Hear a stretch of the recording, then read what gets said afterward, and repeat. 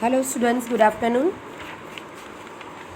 Myself Priya Thakkar, Standard 7th Grammar. Last video में हमने grammar में देखा था चैप्टर नंबर 15 कंजक्शन ये। तो व्हाट इज़ कंजक्शंस? तो कंजक्शंस दैट मीन्स के जो दो सेंटेंस को, दो वर्ड्स को, दो वर्ड्स जो मीनिंगफुल सेंटेंस बनाते हैं उनको कंजक्शन से जोड़ा जाता है। तो सिंपली हमने देखा था कि कोऑर्डिनेटिंग कंजक्शन क्या है। तो कोऑर्डिनेटिंग कंजक्शन है कौन कौन से है? फॉर, एंड, नॉर, बट, और, yet and so.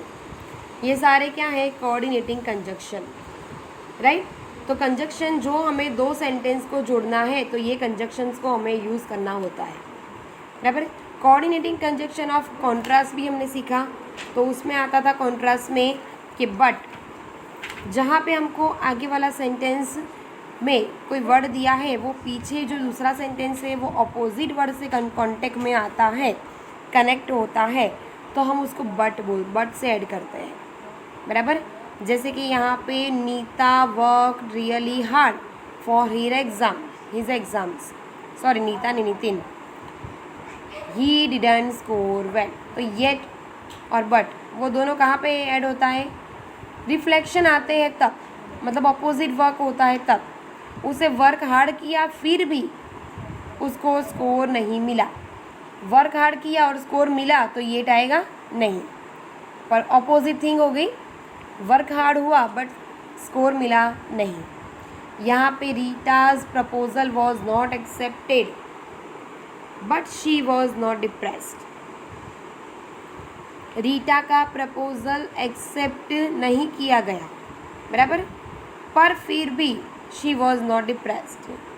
Proposal accept नहीं किया गया तो डिप्रेस हुई, वो अलग चीज़ है, पर प्रपोजल एक्सेप्ट नहीं किया गया और डिप्रेस भी नहीं हुई वो, बराबर। तो यहाँ पे बट यूज़ होता है। तो ये हमारे थे कॉन्ट्रावर्सी, मतलब कंजक्शन में कॉन्ट्रास्ट दिखा रहे हैं। उसके बाद है coordinating conjunctions of addition. Addition that means क्या?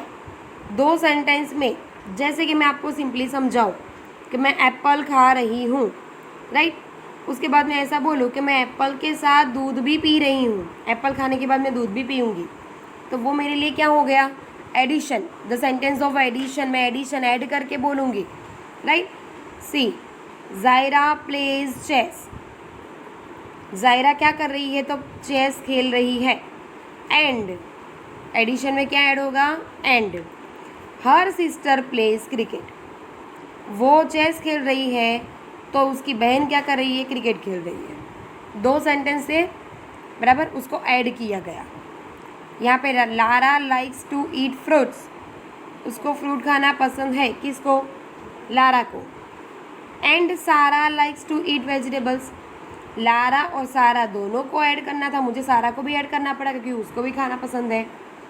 मैं ऐसा बोलूँगी मैं एप्पल भी खाऊंगी और मुझे दूध को भी, मिल्क को भी ऐड करना है कि मैं मिल्क भी पीऊँगी, दूध, बराबर। तो एप्पल एंड मिल्क दोनों को ऐड करके सेंटेंस बन रहा है, राइट। तो यहाँ पे होता है वो addition, coordinating conjunction of addition. ये हम रिवाइज कर रहे हैं आगे वाले चैप्टर को, जो मैंने आगे के लास्ट वीडियो मेरा आज गया उसमें मैंने आपको करवाया है। ये मैं फिर से वन टाइम आपको रिवाइज करवा के मेरा न्यू टॉपिक चालू करूँगी। कोऑर्डिनेटिंग कंजक्शंस ऑफ रीजनिंग, बराबर। तो coordinating conjunctions of reasoning show that one statement और fact is inferred from another, बराबर। तो यहाँ पे क्या होता है? रीजनिंग मतलब रीज़न। सो हमें स्पेलिंग में ही पता चलता है कि reasoning that means reason. Reason में क्या आएगा? सो, फॉर। सो एंड फॉर कहाँ पे यूज़ हो जाएगा कंजक्शन? रीज़न में। सिंपली मैं आपको ऐसा बताऊँ कि मैं आज स्कूल जाने वाली नहीं हूँ, क्यों? क्योंकि रीज़न बताना पड़ेगा मुझे, तो मैं रीज़न बताऊँ कि मैं बीमार हूँ, राइट। तो अगर मुझे ऐसे रीज़न दिखाना पड़ता है तो सो बीच में ऐड होता है। क्यों? क्योंकि रीज़न हाँ, रीज़न के लिए हमें सो और फॉर से ऐड करना पड़ेगा। से एक्सरसाइज अब उसकी देखनी है हमको, तो but yet and for so, इन सब से हमको एक्सरसाइज देखी, राइट। एक एक सेंटेंस देखते हैं। तो इट वॉज रेनिंग, बारिश हो रही है। We did not go out, क्यों, इसलिए हम लोग बाहर नहीं जा पाएंगे। रीज़न आ गया। येट का देखते हैं। येट और बट क्या है, contrast. Vipul had scored poor grades, yet he was cheerful.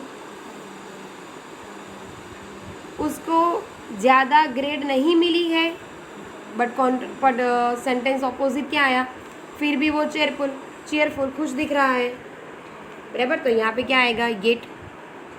अब एंड, समथिंग एड, बराबर। The thieves ran away with the jewels, jewels मतलब jewellery. The police could not track them, thieves चले गए क्या करके, चोरी करके, बराबर, पर पुलिस उनको पकड़ सकी नहीं।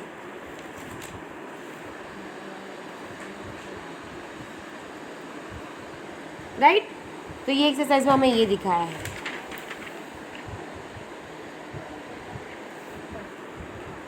B exercise, join each pair of sentences with a coordinating conjunction.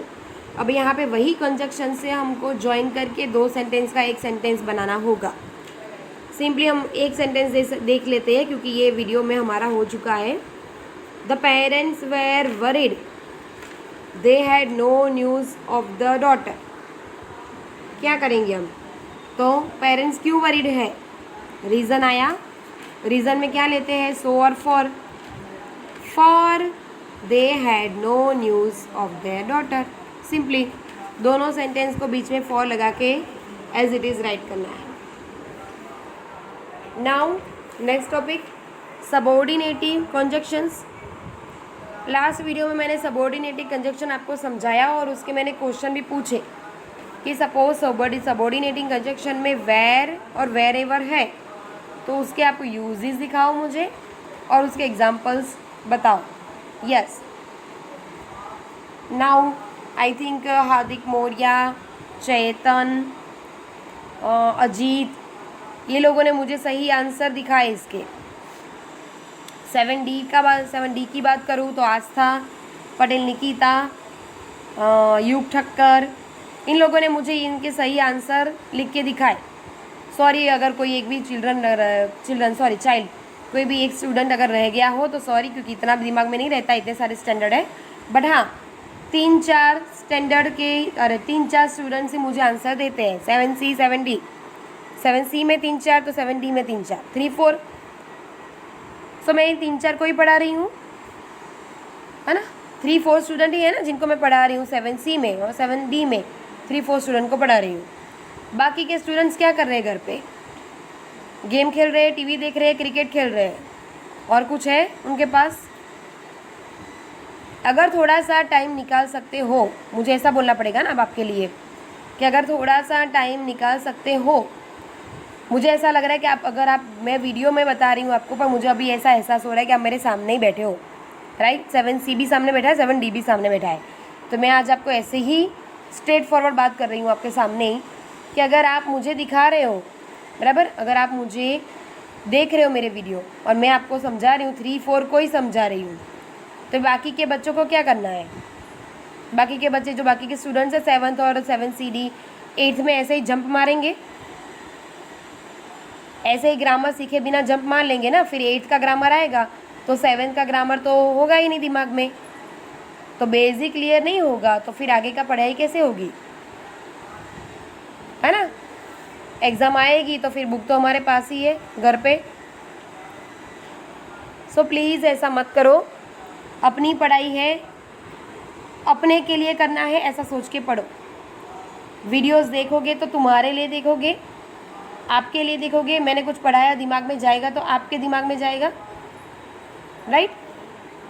और मुझे, हाँ, हमको भी खुशी होगी कि हमारे बच्चे एटलीस्ट पढ़ रहे हैं, हमको रिस्पॉन्स दे रहे हैं। आपको पता है प्रिया मैम ग्रामर क्लास में पढ़ाते हो, आपने 6 में तो नहीं देखा, 7th में जो 8th में उनको पता है कि जब मैं पढ़ाती हूँ तो मैं सेंटेंसेस उनके साथ रीडिंग करवाती हूँ। जो भी आगे एक्सप्लेन करना होता है वो पहले रीड करते हैं, फिर मैं एक्सप्लेन करती हूँ। तो मुझे पता चले कि रिस्पॉन्स दे रहे मेरे बच्चे सामने, मुझे पता चले कि मैं पढ़ा रही हूँ ना, वो सुन रहे वो लोग। मेंटली और फिजिकली फिटिंग दोनों से फिट बच्चे सुन रहे मेरे, है ना। तो वीडियोस देखना चालू करो, देखो। जो नहीं देखते होंगे उनको तो पता ही नहीं होगा मैं हमने वीडियो में क्या बोला, पर देखते होंगे एटलीस्ट वो तो बरकरार रखें अपना वीडियो देखना, कि उनको फ़ायदा ही होने वाला है, कोई लॉस नहीं होने वाला। ओके, तो मैंने ये आपको लास्ट वीडियो में क्वेश्चन पूछा।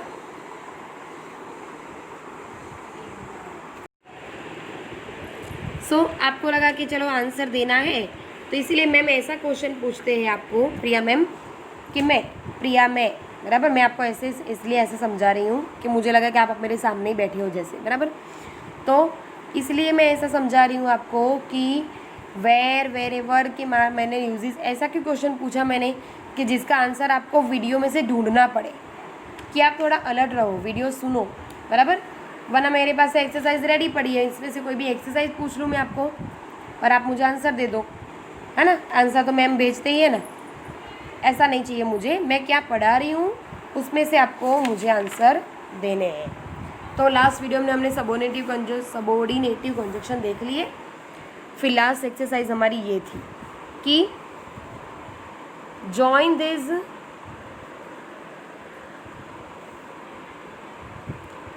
This pairs of sentences using the subordinate conjunctions in brackets. One has been done. Meeta cannot climb the mountain. She has a fear of heights. तो as ऐड करो उसमें, Meeta cannot climb the mountain as she has a fear of heights. as मतलब क्या, मीता mountain के ऊपर climbing मतलब चढ़ना नहीं कर रही है, चढ़ाई नहीं कर सकती है। क्यों? क्योंकि उसको मतलब ये ऐसे क्या होता है पता है, ऐसे हम जोड़ते हैं सेंटेंस को कि क्योंकि उसको हाइट से डर लगता है, ऊंचाई से डर लगता है, राइट। एक और कंजक्शन का बारे में बिकॉज भी रीज़न दिखाता है।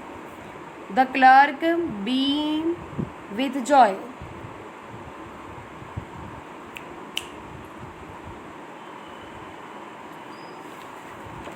his leave had been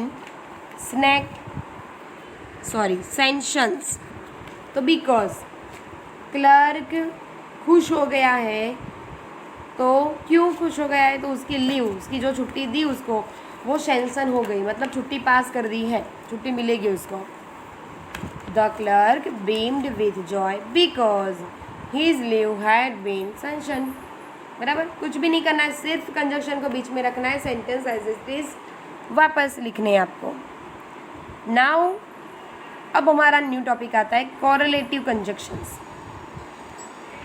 Mukesh plays neither cricket nor football, ये भी एक कंजक्शन है। My mother drinks either tea or coffee in the morning. Navin is both a novelist and a poet. both, neither nor, either or, not only but also, not sooner, no sooner than, ये सब हमारे कौन से conjunction है, correlative, बराबर। जो हमें last exercise last है हमारी ई एक्सरसाइज, डी एक्सरसाइज में हमको देखने हैं। My sister likes neither cats nor dogs. मेरी सिस्टर को नहीं कैट पसंद है, नहीं डॉग्स पसंद है, बराबर। तो नाइदर नॉर यूज होता है। अब यहाँ पे देखो, Seema is good at both singing and choreography. Seema दोनों चीज़ में गुड मतलब अच्छी है, क्या, सिंगिंग में भी एंड कोरियोग्राफी में भी। सिंगिंग मतलब गाना और कोरियोग्राफी मतलब के सीन सॉन्ग के अकॉर्डिंग डांस भी कोरियोग्राफी करना, बराबर। आइदर रोहन और Rohit will attend to his this work. बराबर, या तो रोहन अटेंड करेगा इस मीटिंग को या तो रोहित, दोनों में से एक अटेंड करेंगे दिस वर्क, मीटिंग को नहीं, वर्क को। No sooner did the children see the beard stranger than they started running. अब नो सूनर, बराबर, मतलब का क्या, इसका मतलब क्या हो बताएं। तो did the children see the beard stranger than they started running. किसी भी स्ट्रेंजर मतलब कोई अजनबी व्यक्ति, बियर्ड मतलब दाढ़ी वाला, तो कोई भी ऐसे दाढ़ी वाले अजनबी को देखा नहीं चिल्ड्रन ने, उसके बाद दे स्टार्टेड रनिंग, उसके बाद उन्होंने दौड़ना स्टार्ट कर दिया। Never had we seen such a show as the one that was put up yesterday. बराबर, सच अ शो मतलब कि एक show, as the one that was put up yesterday. बराबर, कोई शो था जो आज रखा गया। Last exercise, sorry last sentence, nobody could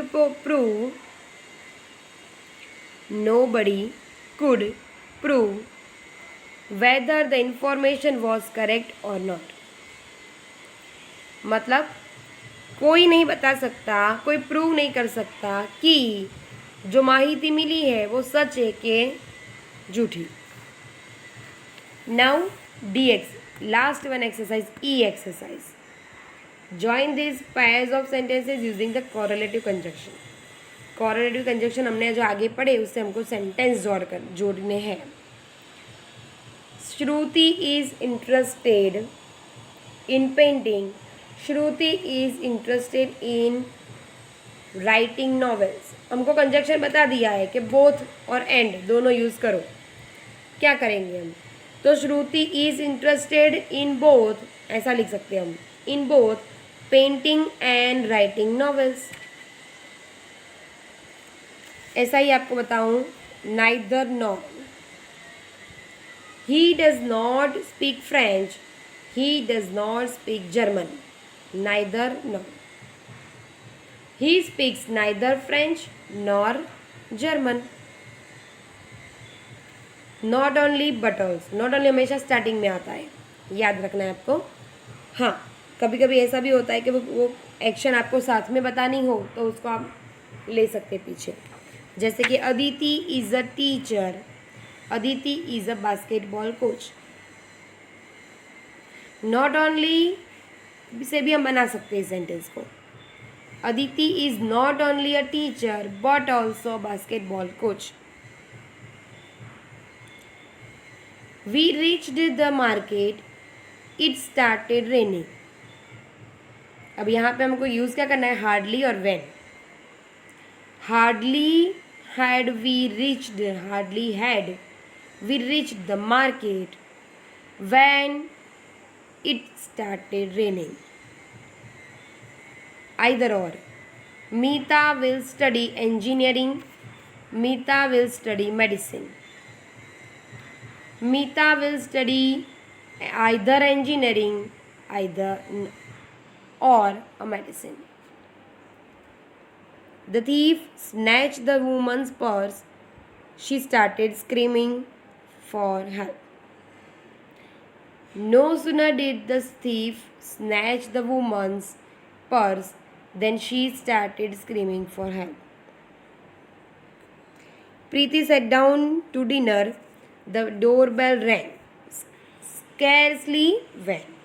Scarcely had Preeti sat down to dinner when the doorbell rang. End of the lesson.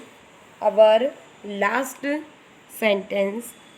It was very humid. We switched on the air conditioner. It was very humid. It was so humid that we switched on the air conditioner. Now, मेरे question का time आ गया। 2 question मैं आपको पूछूंगी। First question, पहलो question ये पूछू छू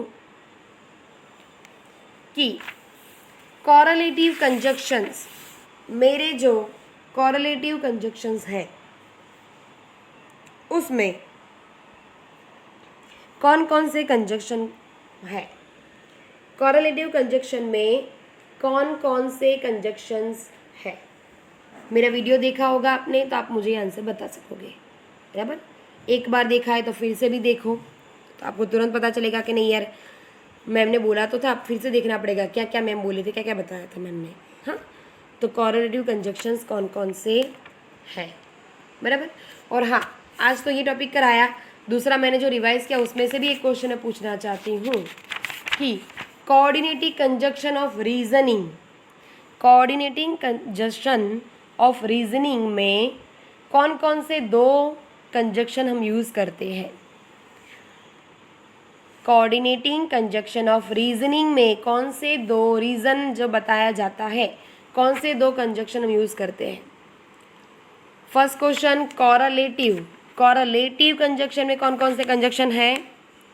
सेकेंड क्वेश्चन कोऑर्डिनेटिंग कंजक्शन में, कंजक्शन ऑफ रीजनिंग में कौन कौन से कंजक्शन हम, कौन से 2 वो कंजक्शन है जो रीज़न दिखाते हैं। Right, give me answer on WhatsApp.